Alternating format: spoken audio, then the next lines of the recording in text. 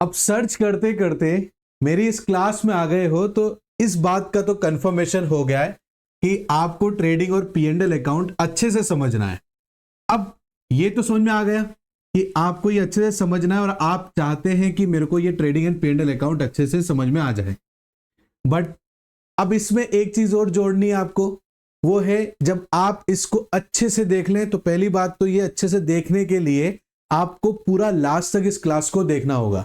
और जब पूरा इस क्लास को देख लोगे तो आपको सब समझ में आ जाएगा कि ट्रेडिंग और पीएनएल अकाउंट साथ में किस तरीके से बनाए जाते हैं।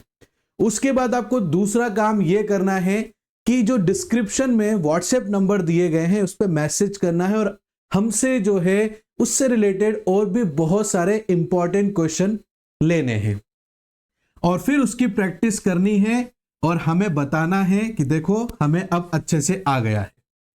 तब जाकर ये सर्च करते हुए जो आप यहां तक पहुंचे हो वो काम जो है आपका पूरा कंप्लीट होगा। नहीं तो सर्च करके थोड़ा सा देखा और उसके बाद हम यहां से चले गए तो बेटा कुछ समझ में नहीं आएगा। इसलिए आप मेरा कहना है कि आप पूरा वीडियो देखें ताकि आपने जो सर्च करके परेशान होके फिर आपने ये मेरी क्लास चूज किया उस पर आप आए और वहां अब आप ये सब बातें सुन रहे हो, समझ रहे हो और कॉन्सेप्ट को भी क्लियर करने की कोशिश करोगे हमारे जरिए, तो काम जब भी कंप्लीट होगा जब आप उसको पूरा कर लेंगे। तो पूरा जब ही होगा, यहां समझने के बाद डिस्क्रिप्शन में जाना है, व्हाट्सएप नंबर आपको वहां पर हमें मैसेज करना है और वहां पर इंपॉर्टेंट क्वेश्चन इससे रिलेटेड आपको मांगने हैं। तब आप जाकर जब उस होमवर्क को करेंगे और आपका जब हर आंसर क्लियर हो जाएगा तब आपका जो है ये काम कंप्लीट होगा। चलो स्टार्ट करते हैं। हेलो बच्चों, मेरा नाम है शाहरुख खान और स्वागत करता हूं मैं आप सभी का हमारी इस प्रारंभ सीरीज के अंदर। आज की इस क्लास में फाइनेंशियल जो स्टेटमेंट है हमारा उसका लेक्चर नंबर 7 है, जहां आज की इस क्लास में एक ऐसा क्वेश्चन लेकर आया हूं मैं आप लोगों के लिए जहां पर हम ट्रेडिंग और पीएनएल अकाउंट एक साथ बनाने वाले हैं। चलिए देखते हैं क्वेश्चन क्या है और साथ ही साथ में बैलेंस शीट भी मैं आपको बनाना उसमें समझाऊंगा बेटा। क्वेश्चन आप लोग देख लो, उसके बाद मैं उसको स्क्रीन पे से हटा दूंगा बेटा, फिर उसके बाद में हम लोग यहां पर उस क्वेश्चन को करेंगे। ठीक है, आप स्क्रीनशॉट ले लेना उस क्वेश्चन का। देखो ये है क्वेश्चन, आप प्लीज इसका स्क्रीनशॉट ले लीजिए। एक और है उसका भी स्क्रीनशॉट ले लो बेटा, ये ठीक है, स्क्रीनशॉट ले लिया बेटा। अब आ जाओ आप जो मैं कहना चाहता हूं आप लोगों से। अब इसको बनाते हैं बेटा। फॉर्मेट बिल्कुल सेम है, फॉर्मेट बिल्कुल सेम है और कोई ज्यादा परेशानी आप लोगों को फॉर्मेट के अंदर नहीं होने वाली है। Is that clear? अगर कोई चीज कैमरा कवर नहीं कर पा रहा है फॉर्मेट के अंदर या फ्रेम से बिल्कुल बाहर हो रहा है तो कोई दिक्कत नहीं बेटा, मैं वैसे भी बोल रहा हूं तो आप उसके अकॉर्डिंग अपना काम कर लेना बेटा। कई बार क्या होता है कैमरा पूरी तरीके से कवर नहीं कर पाता, देखो वही हुआ ना। चलो बट कोई बात नहीं, मैं इसको नीचे थोड़ा सा और बना देता हूं ताकि हर चीज इसमें जो है यहां पर फ्रेम में आ जाए, आपको हर फॉर्मेट अच्छे से समझ में आ जाएगा बेटा। चलो तो देखो बेटा, यहां पर हम लोग ट्रेडिंग और पीएनएल अकाउंट एक साथ बनाएंगे बच्चे, और एक साथ किस तरीके से बनाएंगे, क्या उसके फॉर्मेट होता है उसको हम अच्छे से फॉलो करेंगे और समझेंगे बेटा इसको। ठीक है, ये आपका फॉर्मेट बनकर रेडी है। ये हो गया हमारा। साथ में यहां लिखेंगे ट्रेडिंग एंड पीएनएल अकाउंट बेटा। नीचे इस पे यहां लिखना जरूरी है ये for the year ended 31 March, question के अकॉर्डिंग जो भी ईयर दे रखा होगा वो हम लिखेंगे 2020।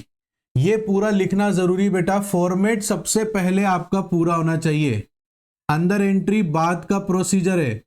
फॉर्मेट के भी मार्क्स काट लिए जाते हैं टीचर्स के द्वारा, इसलिए फॉर्मेट सब कुछ वैसे ही लिखना जिस तरीके से मैं आपको बता रहा हूं। अब सबसे पहले ट्रेडिंग अकाउंट शो करेंगे बेटा।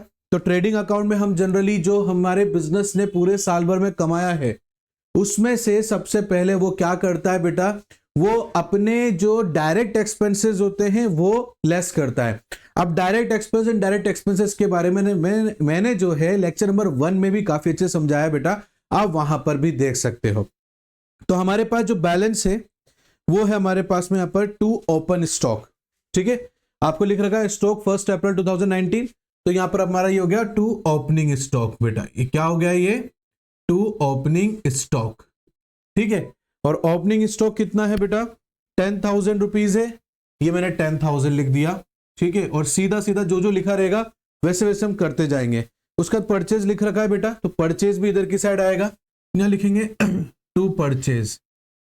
ट्रेडिंग अकाउंट में जो भी खर्चा होता है ना उसको डेबिट साइड लिखते हैं, और ट्रेडिंग अकाउंट में जो भी इनकम होता है उसको क्रेडिट साइड लिखते हैं। किसकी साइड में, क्रेडिट की साइड में। कौन से अकाउंट की साइड में, ट्रेडिंग अकाउंट के क्रेडिट साइड में लिखते हैं कोई भी इनकम रेवेन्यू जनरेट होता है तो।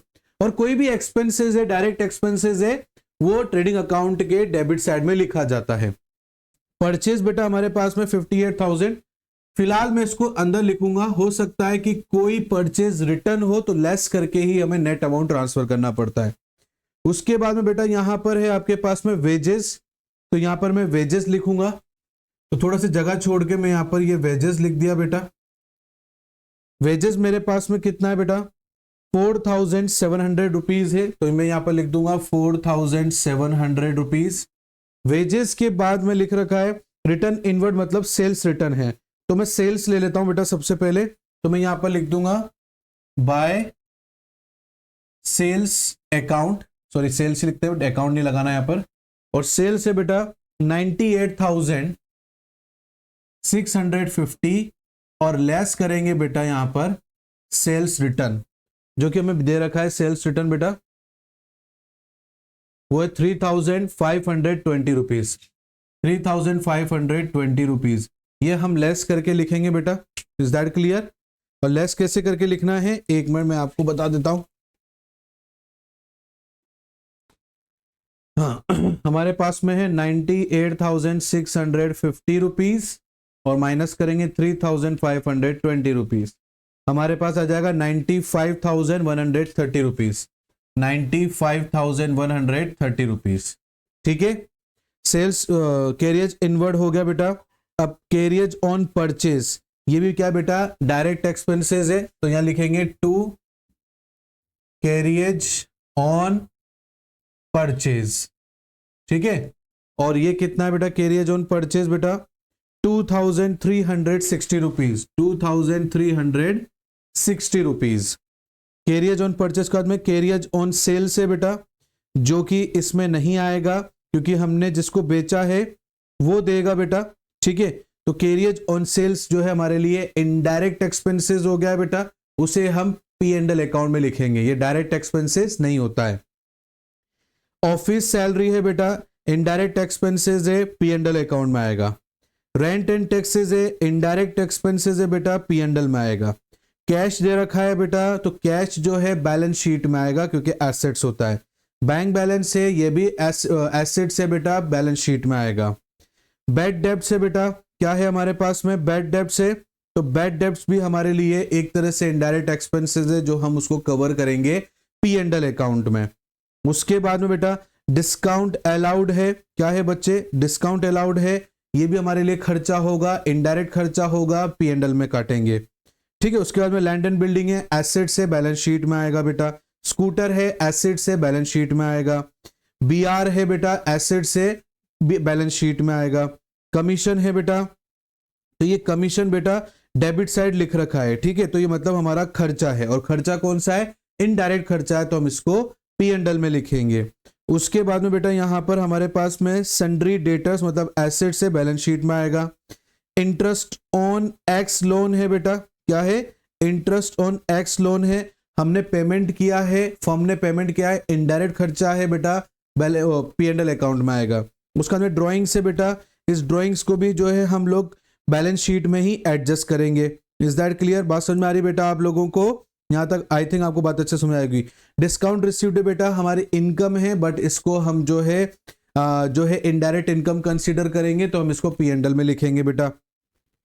रिटर्न आउटवर्ड्स मतलब परचेज रिटर्न है 2,600 रुपीज, वो हम यहां से लेस करेंगे, तो यहां लेस करेंगे परचेज रिटर्न, कितना है बेटा 2,600 रुपीज, तो यहां पर 2,600 रुपीज हम लेस करेंगे, तो यहां पर हमारे पास 58,000 रुपीज है, उसमें से 2,600 रुपीज हम लेस करेंगे बेटा, 55,400 रुपीज हो जाएगा। आ रही बात समझो बेटा। उसके बाद में क्या दे रखा है, सेल्स दे रखी जो हम कर चुके हैं। बीपी बेटा लाइबिलिटी होती है, बैलेंस शीट में आएगा। क्रेडिटर लाइबिलिटी होती है, बैलेंस शीट में आएगा बेटा।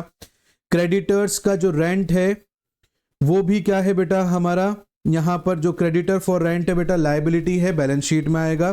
कैपिटल है, बैलेंस शीट में आएगा, लाइबिलिटी है। Loan from bank, sorry loan from x है बेटा, तो ये हमारे लिए क्या है बेटा, हमने एक्स से लोन लिया है, ये भी हमारे लिए क्या हो जाएगा, लाइबिलिटी हो जाएगा, तो हम बैलेंस शीट में लिखेंगे। कमीशन बेटा हमारे पास में यहाँ पर दे रखा है क्रेडिट साइड में, ये हमारी इनडायरेक्ट इनकम है, जिसे हम क्या करेंगे बेटा जो है P&L अकाउंट में लिखेंगे। इट मींस हमारा जो बैलेंस अब देखो बेटा यहाँ पर क्वेश्चन के आखिरी में जो मैंने आपको लैंग्वेज दिखाई थी बेटा, उसमें दे रखा था आपको कि the stock on 31 March 2020 is 22,000, तो ये हमारा क्या हो गया बेटा, क्लोजिंग स्टॉक हो गया। तो यहां लिखेंगे बाय क्लोजिंग स्टॉक 22,000 रुपीज। बस ध्यान से देख लो, इसके अलावा ट्रेडिंग अकाउंट में और कोई दूसरी चीज नहीं आती है। Is that clear? अब हम इसको बंद कर देंगे। आपको शक्ल देख के पता लग रहा है क्रेडिट साइड ज्यादा है, क्रेडिट साइड ज्यादा है मतलब आपकी इनकम ज्यादा है। मैं ऐसा क्यों बोल रहा हूं, क्योंकि मैंने बोला था ट्रेडिंग अकाउंट में क्रेडिट साइड में हमारे रेवेन्यू और इनकम को लिखते हैं, और ट्रेडिंग अकाउंट के डेबिट साइड में हमारे खर्चे लिखते हैं। तो हमारी इनकम ज्यादा है, खर्चे कम है, तो पॉजिटिव में बैलेंस बचेगा बेटा। उस पॉजिटिव बैलेंस को जो हम यहां लिखेंगे इस साइड में, वो जो पॉजिटिव बैलेंस है उसे हम ग्रॉस प्रॉफिट बोलते हैं। मतलब जो हमारे पास में हमने जो सबसे पहले कमाया उसमें से हमारे सारे खर्चे हमने निकाले। कौन से खर्चे? डायरेक्ट खर्चे। डायरेक्ट खर्चे निकालने के बाद में अगर पॉजिटिव बैलेंस बचता है तो वो हमारे लिए ग्रॉस प्रॉफिट होता है। अब हम यहां पर इसको क्लोज कर देंगे बेटा, ये क्लोज कर देंगे बेटा यहां पर बहुत अच्छे से, ठीक है। 95,000, ठीक है ना, 95,130 रुपीज प्लस 22,000, तो ये हो गया बेटा 1,17,130। क्या है बेटा? 1,17,130, 1,17,130। Is that clear? यहां लिखेंगे to gross profit CD, carry downward करना है। डाउनवर्ड कैसे करेंगे बाद में देखेंगे। अब इसमें से सारे ही जो हमने कमाया है, ये हमने कमाया बेटा, इसमें से हमारे खर्चे सारे लेस कर देंगे। तो 10,000 ये लेस कर देंगे बेटा, उसके बाद में 55,400 लेस कर देंगे, उसके बाद में 4,700 लेस कर देंगे, और उसके बाद में 2,360 रुपीज लेस कर देंगे, तो 44,670 रुपीज, 44,670 रुपीज हमारे पास में बचेगा। और ये बेटा हमारा ट्रेडिंग अकाउंट कंप्लीट हो गया है। अब देखो बेटा ट्रेडिंग और P&L इसी में सेम में एक ही अकाउंट में बनाएंगे। अब जो भी बैलेंस हमारे बचा है वो डेबिट साइड में बचा है, तो इसको नीचे लेकर आएंगे P&L के लिए। तो इसमें क्या होता है, क्रॉस में बैलेंस जाता है, डेबिट साइड लिखा है क्रेडिट साइड लिखेंगे।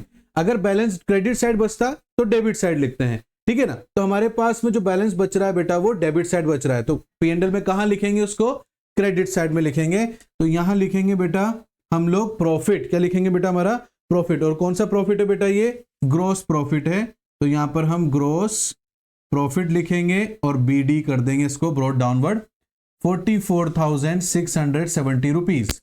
एज यूजुअल जो भी इनकम होगी उसको क्रेडिट साइड लिखेंगे, और जो भी खर्चे होंगे उसको क्रेडिट साइड लिखेंगे। तो आओ खर्चे देखते हैं और खर्चे लिखते हुए चलते हैं। सबसे पहले बेटा टू कैरियज ऑन सेल्स, तो यहां लिखेंगे टू कैरियज ऑन सेल्स, कितना है बेटा 710 रुपीज।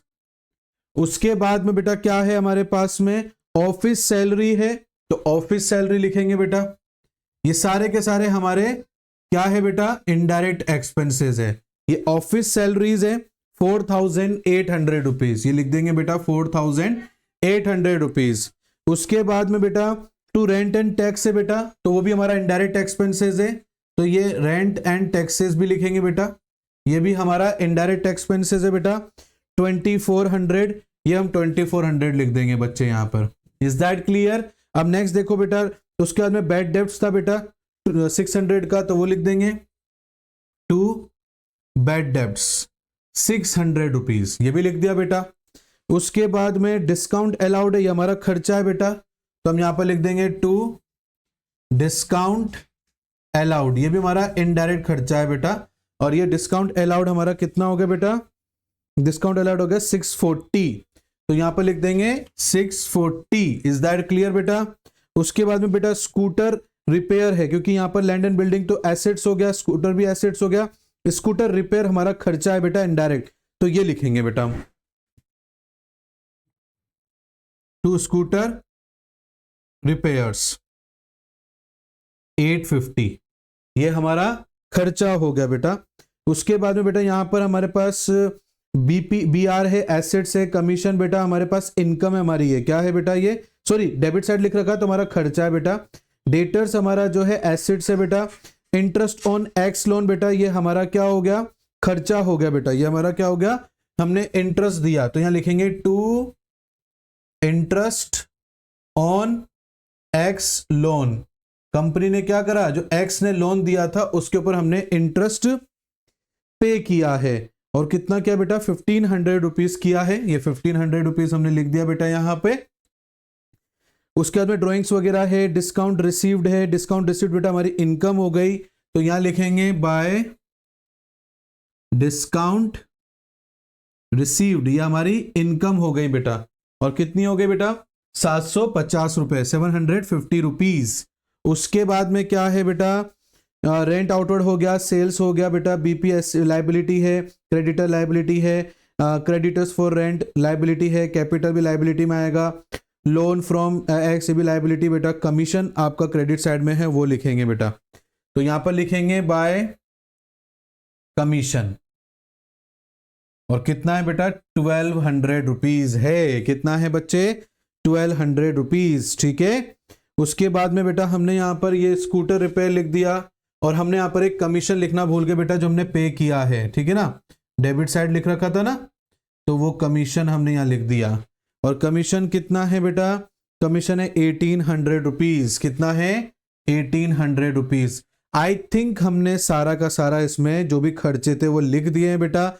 अब हमें लग रहा है शक्ल देखकर ही कि हमारी इनकम ज्यादा है बेटा, इनकम ज्यादा है तो क्या हो जाएगा, प्रॉफिट बचेगा बेटा, और ये सारा लेस कर देंगे बेटा हम, ठीक है।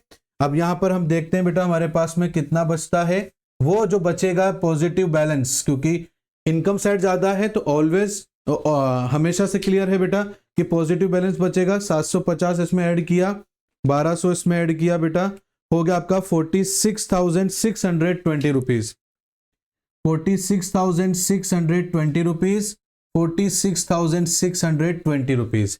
अब ये जो हमने कमाया है इसमें से हमारे इनडायरेक्ट एक्सपेंसेस हम लेस कर देंगे, जैसे कि 710 लेस कर दिया, जैसे कि 4800 लेस कर दिया, 2400 लेस कर दिया, 600 लेस कर दिया, 640 लेस कर दिया, उसके बाद में 850 लेस कर दिया, उसके बाद में 1500 लेस कर दिया, और उसके बाद में 1800 भी लेस कर दिया, तो आपके पास जो बचा बेटा वो 33,320 रुपीज, ये आपका क्या हो गया बेटा, नेट प्रॉफिट हो गया बेटा। ये क्या हो गया बच्चे, ये आपका नेट प्रॉफिट हो जाएगा ये आपका, ठीक है ना। और ये कैरी डाउनवर्ड मतलब इसको यहीं क्लोज कर देंगे बेटा, कितना है 33,320 रुपीज।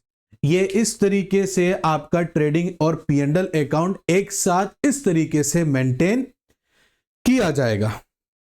क्लियर यहां तक? चलो अब इसकी बैलेंस शीट भी बना के देखते हैं, उसका भी पूरा फॉर्मेट देख के जाओ बेटा, पूरा यहां तक रुकी गए तो पूरा ही देखेंगे ना, ठीक है, ताकि सारे डाउट क्लियर हो जाएं एक ही क्लास के अंदर।